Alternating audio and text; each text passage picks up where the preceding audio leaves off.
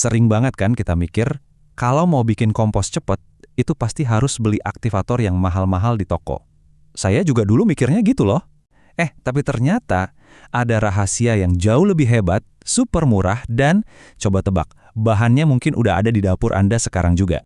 Pertanyaannya, apa benar mikroba paling jago itu harus datang dari pabrik? Gimana kalau saya kasih tahu, ada loh kekuatan super buat kompos yang selama ini sembunyi di salah satu bahan makanan kita yang paling tradisional di Indonesia.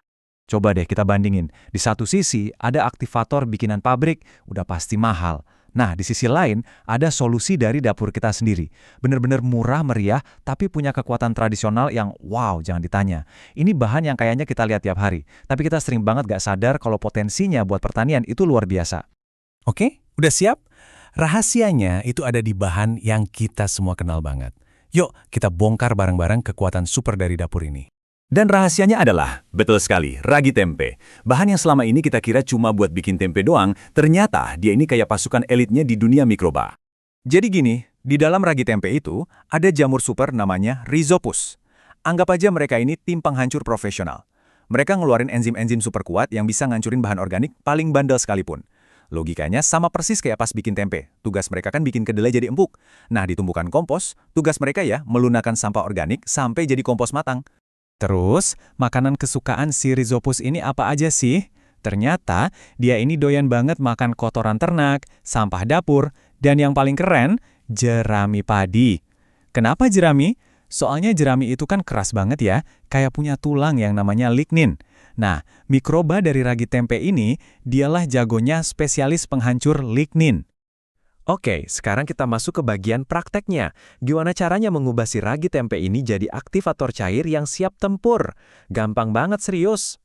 Sama kayak kita, mikroba juga butuh asupan gizi biar kerjanya maksimal. Jadi kita bakal kasih mereka paket makan siang komplit nih. Ada gula merah buat energinya, air cucian beras buat vitaminnya, plus dedak padi buat karbohidratnya. Wah, kombinasi ini dijamin bikin populasi mereka meledak. Caranya gampang banget. Pertama, hancurin raginya. Terus, campurin ke air, tambahin gula merah sama air beras. Terakhir, cemplungin dedak, aduk-aduk sampai rata. Udah deh, tinggal diamin aja sekitar 1-3 hari. Dan aktivator super Anda siap beraksi. Nah, setelah aktivatornya jadi, saatnya kita pakai buat bikin emas hitam buat kebun kita. Apa itu? Ya, kompos berkualitas super dan yang paling penting, dalam waktu super singkat. Proses pengomposannya juga simple banget. Tinggal tumpuk aja bahan-bahan organiknya, terus siram deh pakai larutan ragi tempe tadi sampai rata. Tutup pakai terpal biar lembabnya kejaga, dan, nah ini penting, jangan lupa dibolak-balik setiap 3-5 hari sekali biar matengnya merata. Nah, ini nih bagian yang paling bikin kaget. Butuh waktu berapa lama? Biasanya kan berbulan-bulan ya, tapi dengan cara ini cuma butuh 14-21 hari aja. 2-3 minggu, kompos Anda udah jadi dan siap pakai. Cepet banget kan? Tanda-tandanya kalau berhasil itu gampang kok. Warnanya bakal jadi coklat gelap, teksturnya itu gembur, remah gitu pas dipegang, dan yang paling penting, baunya. Baunya itu wangi khas tanah hutan yang seger, sama sekali nggak ada bau busuk. Dan ini semua bukan cuma teori di atas kertas loh.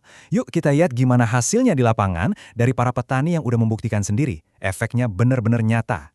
Manfaatnya? Wah, banyak banget. Tanahnya jadi lebih gembur, jadi akar tanaman lebih gampang cari makan. Kesehatan tanahnya pulih lagi. Dan yang jelas, ini bikin petani hemat biaya produksi, gak perlu lagi beli aktivator mahal.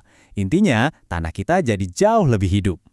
Dan komentar yang paling sering kita dengar dari para petani itu kira-kira begini, loh, kok jeraminya cepet banget ya jadi empuk? Komposnya jadi cepet, gak bau lagi. Pas dibajak, tanahnya jadi enteng banget. Nah, itu kan bukti nyata betapa dahsyatnya kekuatan mikroba dari ragi tempe. Jadi intinya apa? Intinya adalah solusi terbaik itu nggak selamanya harus yang paling mahal atau yang datang dari pabrik. Kadang-kadang solusi paling ampuh itu justru udah ada di depan mata kita, di dapur kita sendiri, tersembunyi di dalam tradisi yang sebenarnya udah kita kenal dari dulu.